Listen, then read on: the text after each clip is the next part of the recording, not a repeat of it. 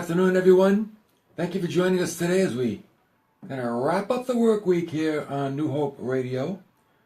Glad to have you come along with us today. Good Friday. A reminder of our live outdoor passion play. Can't wait tonight. 7 o'clock right here. New Hope Christian Church, Swansea, Massachusetts. You don't want to miss it. Maybe you want to bring a lawn chair, because most of it takes place in one area. There is some walking. We walk around outside to some different locations, but then we get settled into one place. And if you bring a chair, you might be a little more comfortable, dress warm, and it's going to be a great night. Trying to experience what it was to be there the last night of the Lord's life. 7 o'clock tonight. Live outdoor passion play right here. New Hope Christian Church, Swansea, Mass. Route 6. Bring a friend, Christian, non-Christian. They'll all enjoy it. Well, one thing's for certain.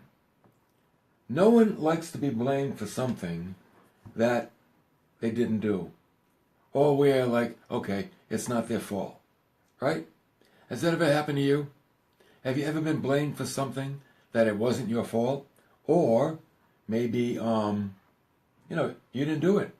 You had nothing to do with it. I'm sure when that happened, your emotions went from feeling maybe self-righteous, like I would never do that, or distraught. How could they think that of me? Or maybe feeling defeated, like no one believes me. No one believes me that I wouldn't do anything like that. Now, these are true-to-life situations, and maybe most of you have been through something like that. Jesus was not exempt from them either. He wasn't. He was oftentimes blamed for things, number one, he didn't do, or number two, things that they weren't his fault. So this week, we're examining Jesus' commitment to us. And we're learning that he is committed to us no matter what people throw at him. No matter what. No matter what people, no matter what life throws at him, he remains committed to humankind. Remember, we talked about the accusations that he received. Negative accusations. He remained committed to us. The betrayal of a close friend, Peter's denial. He remained committed to Peter and to us.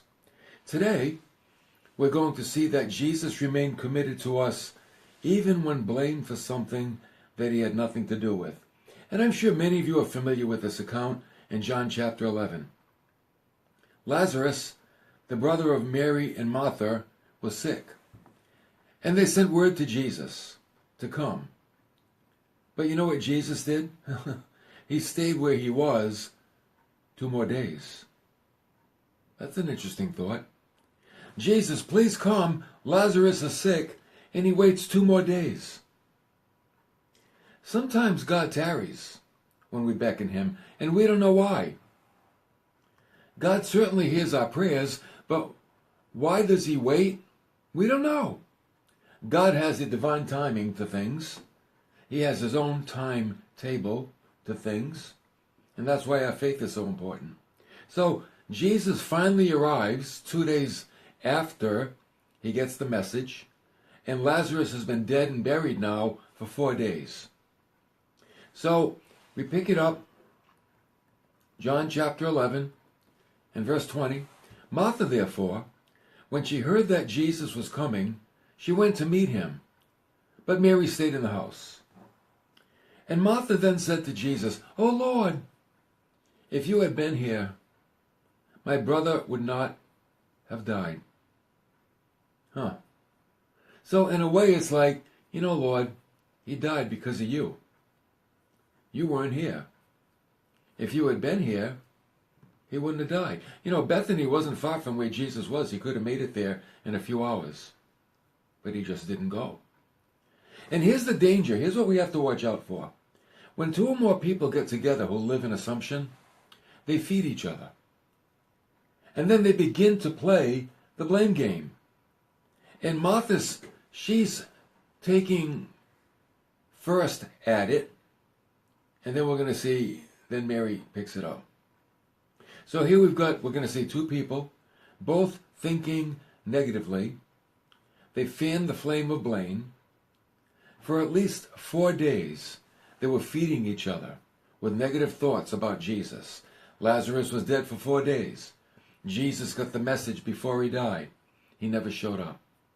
So now they're feeding each other on this negativity. So back to our initial question when we opened. Have you ever been wrongly blamed for something? And what was your heart reaction? What was your physical reaction? Well, we're going to see what Jesus' reaction was. He continues the dialogue. You know why? Because he's committed. Jesus isn't turning it around on them. He's not defending himself. He's continuing to converse with them. Why? Because he is committed to his mission. So in verse 22, they said, even now I know that whatever you ask of God, God will give you. So Martha's like, Martha's not doubting the divinity of Christ. That's why she believes if Jesus came earlier, he could have healed Lazarus. She's not doubting his divinity. She's doubting his timing. Jesus said to her, your brother will rise again. Like, eventually. And she goes on, I know he's going to rise in the resurrection. So then Martha goes and she tells Mary, says, Mary, the Master is here. Jesus is here. And Mary goes out to see him. Now we've got round two. When Mary came where Jesus was, she saw him. She fell at his feet. She's honoring him. And she says to him, Lord, if you had been here, my brother would not have died. She's kind of like riding the same horse as Martha. Saying, Jesus, you could have prevented this. I know who you are. I believe in you. I know you got the power. Man, you could have prevented this. How do you think Jesus is feeling now? 2 people came at him. How would you feel if one and then another person came after you and blamed you for something that you didn't do? Notice Jesus' response. Verse 33. When Jesus therefore saw her weeping, and the Jews who came with her also weeping, he was deeply moved in spirit and was troubled. Now, let's get a good understanding of what he's feeling. Deeply moved means to be indignant, to be agitated. He was agitated. And you know why? Because, back in the ancient days, at a Jewish funeral, sometimes they even hired professional mourners, people to come and cry. I mean, they went overboard sometimes with their emotions. And Jesus is like, this is really bothering me. And the Bible says not only was he deeply moved in his spirit, but he was also troubled. Troubled means that he was disturbed. So he was agitated and he was disturbed. That's what he was. Agitated and disturbed. And what do we see here? We see that, Jesus is real.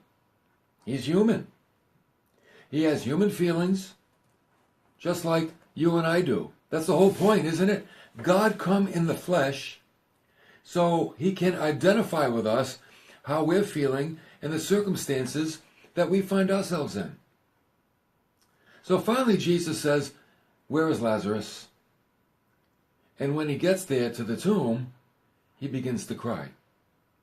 Not an outburst of tears like the other folks saw, but perhaps watery eyes. Just like welling up. You have your eyes just well up.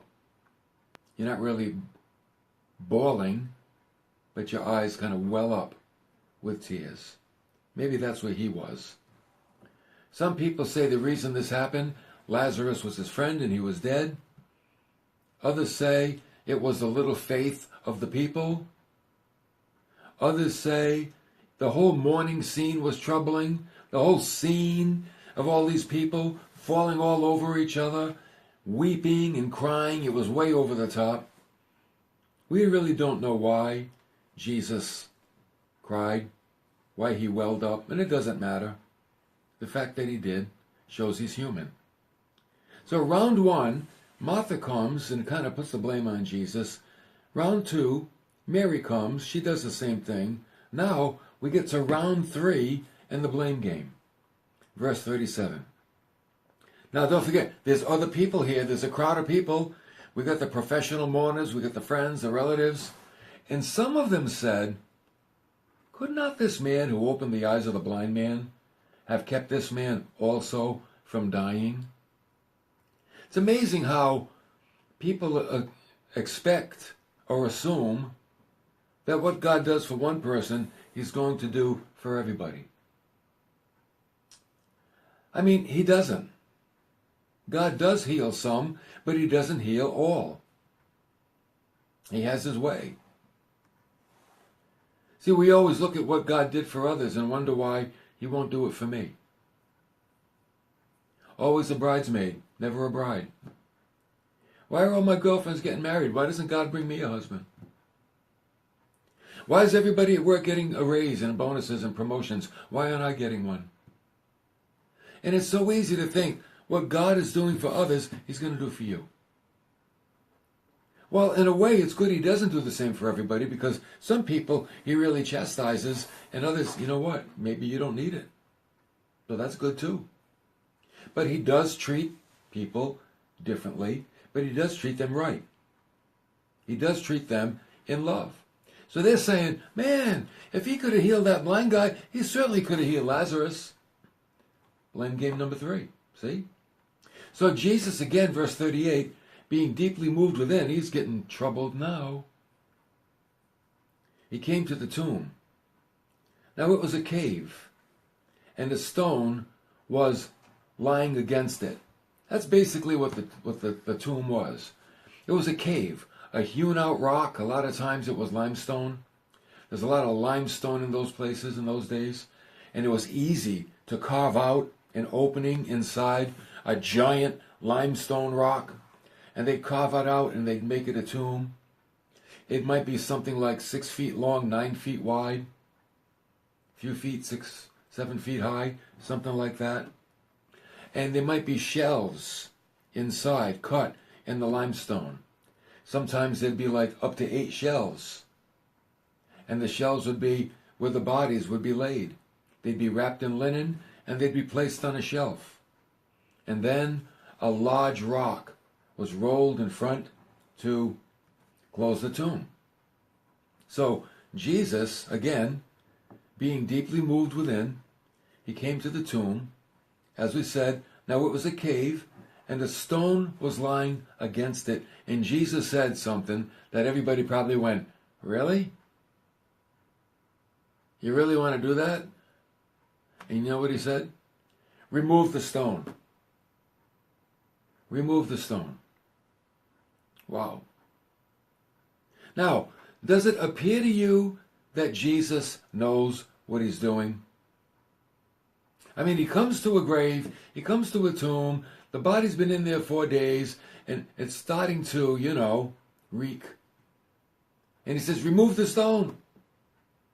Here's a little hint about how to live life. Jesus always knows what he's doing. That's good to know. He always knows what he's doing. There's never a time when he doesn't know what he's doing. He doesn't make it up as he goes along. He always knows what he's going to do. So he says, okay, remove the stone. Round 4 and the blame game. Here we go. Martha, the sister of Lazarus, said to him, Lord, by this time there will be a stench, for he's been dead 4 days. You know what she's saying to him? Jesus, it's too late. It's too late. You had the opportunity 4 days ago. You didn't come. Now he stinketh. According to the King James, he's dead. We could say something like, the marriage is over. The friendship is done. And just like Lazarus, it really stinks and there's no hope. We can find ourselves in situations they really stink and there's no hope. And we think the thing is dead. The friendship's dead. The marriage is dead. We think that's it. It's over. Let me tell you something. When God is there, there is always hope. When God is there, there is always hope. What do you do to bring to life a dead marriage? You put Christ in the middle. What do you do to mend a broken friendship? You put Christ in the middle. Wherever there's needed reconciliation, you got to go get God. And you've got to hear and obey. That's what we have to do. We have to hear what's God saying, and then we have to do it. We have to obey, because he's going to give us the right marching orders. And he says, okay, if you do this, your marriage will come alive. If you do this, your friendship will come alive again. It'll be mended. It'll be restored. So Jesus may say something that doesn't make sense at the moment, like he does here. Remove the stone, like, what? What? Remove this? That doesn't make any sense. Remove the stone. You know, and God, he might say something to you, and you're going to say, that doesn't make any sense. You know what you're asking me to do? You want me to do what? You want me to do that? You want me to do what to that dirty rat? Okay. You know what? How bad do you want that dead thing to come back to life? Are you willing to do what God is telling you to do? And sometimes we got to bite our tongue. We got to suck it up. We have to do the uncomfortable thing. We have to do the graceful thing. And it's like, they don't deserve it, but you got to do it anyway. Just like we don't deserve it, and God did it for us anyway. So Jesus said, roll away the stone. And then he cried out with a loud voice, Lazarus, come forth. I love that part. Lazarus, come forth. Can you see everyone looking at Jesus? They're like, he lost his mind. This is it now. He's out of his mind. Lazarus, come forth. And by the way, why do you think Jesus called Lazarus by name and didn't just say, come forth? Well, probably because there were other bodies in there. They were laid on the shelves too. And Jesus didn't want it to look like a Thriller video. Michael Jackson, you know. All the bodies coming out. He just wanted one. And there's another thing. Why didn't he bring everybody out? He just brought one. Lazarus. But the whole point is this.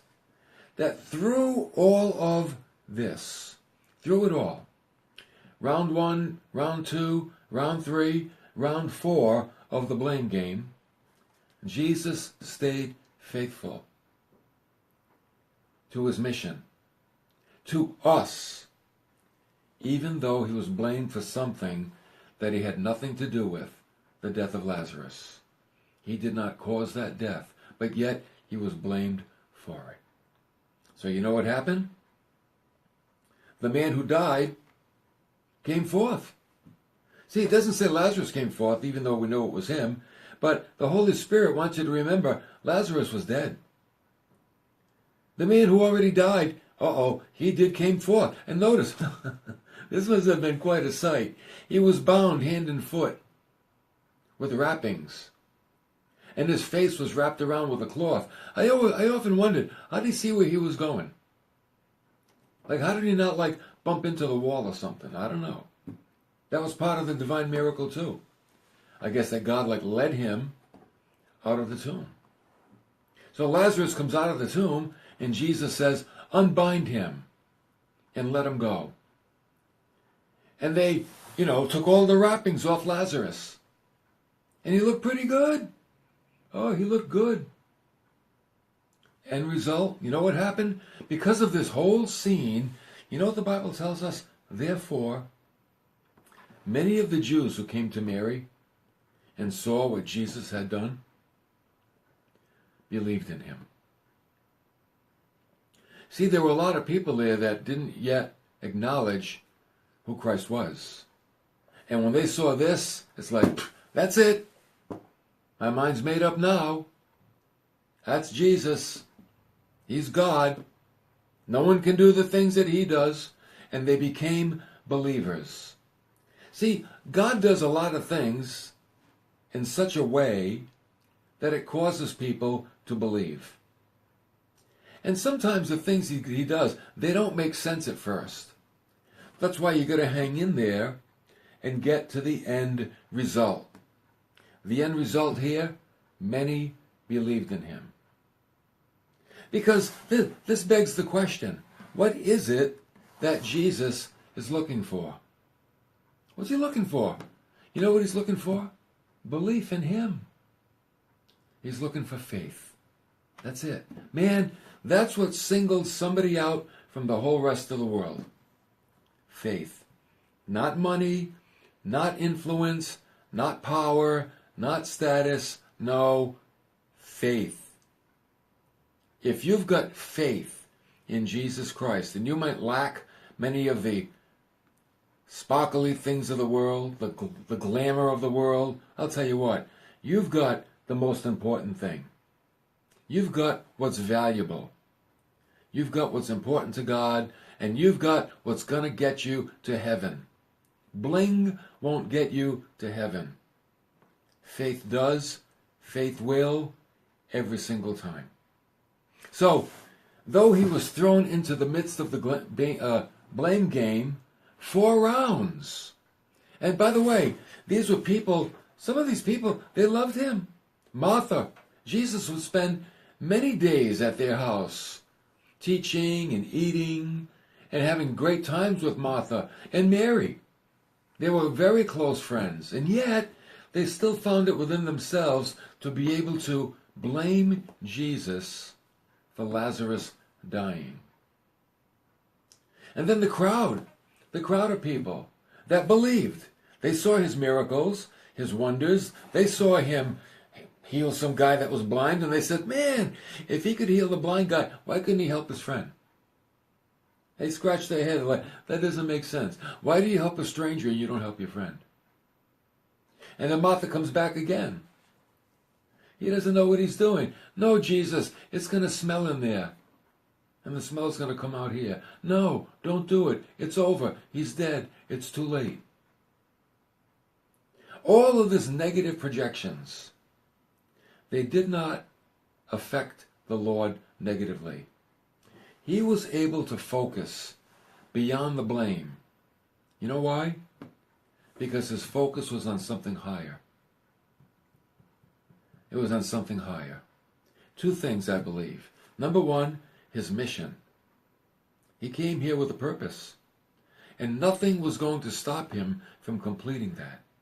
And then number 2, he did things to try to instill faith in people, to get them to believe. And he did that here. He got people to believe in him, that he was sent by God to redeem mankind's sins, that he would atone for that he would atone for all the sins of the whole world. Here's the great thing about Jesus. He didn't let personal conflict get in the way. Oh, this is good. He didn't let personal conflict get in the way of his calling. You know why this is so good? Because every believer has a calling on their life. Everyone. And when you let personal conflict get in the way and knock you out of the running, you lost. You lost. Jesus teaches us, keep your eye on the goal. Keep your eye on the prize. When there's personal conflict in your life, focus on your calling. Focus on who you are and what God's given you to do. That's what you focus on. There's no excuse for turning your back on God's calling on your life. There is no acceptable excuse. So, through, as we saw, accusations, through the denial of a friend, being victimized in the blame game, Jesus over and over and over demonstrates that he is committed to you and to me. He's committed to us. See, that should give you assurance. That should make you feel secure. Jesus was committed to me. And that's why tonight, the live outdoor passion play is going to be so powerful. Because we'll witness the things that they did to Jesus. And yet, his commitment never faltered. We're actually going to wrap up the passion play Sunday morning. Because Good Friday, he's in the tomb, and that's where we leave him. And then Sunday morning, we bring him out. So tonight at 7, right here at New Hope, Route 6, Swansea, Mass. I'd get here early if I were you. Maybe quarter of, anyway. And then Sunday morning at 9 and 11 a.m. We're going to talk about something that finally happened. Oh, it finally happened. So what a weekend. What a weekend this is going to be. Hopefully it'll be a spiritually inspiring weekend. Be bold. Invite people to church. Invite people to the Passion Play. Be confident in who you are. Realize, hey, God wants to use you to bring people to meet him. So you live in that. And you be active in inviting people to the Passion Play and to church. And maybe whatever church you go to, bring people where they're going to hear the gospel. They'll hear the good news of Christ, the depth of God's love for them. What a great weekend it's going to be. I thank the Lord for good weather. He brought the sun. It's going to be an incredible day, an incredible night, a wonderful weekend. Thank you for coming along. New Hope Radio is on the air tomorrow at 3 with an Easter message. And I'll be back next week for more. Have a great weekend.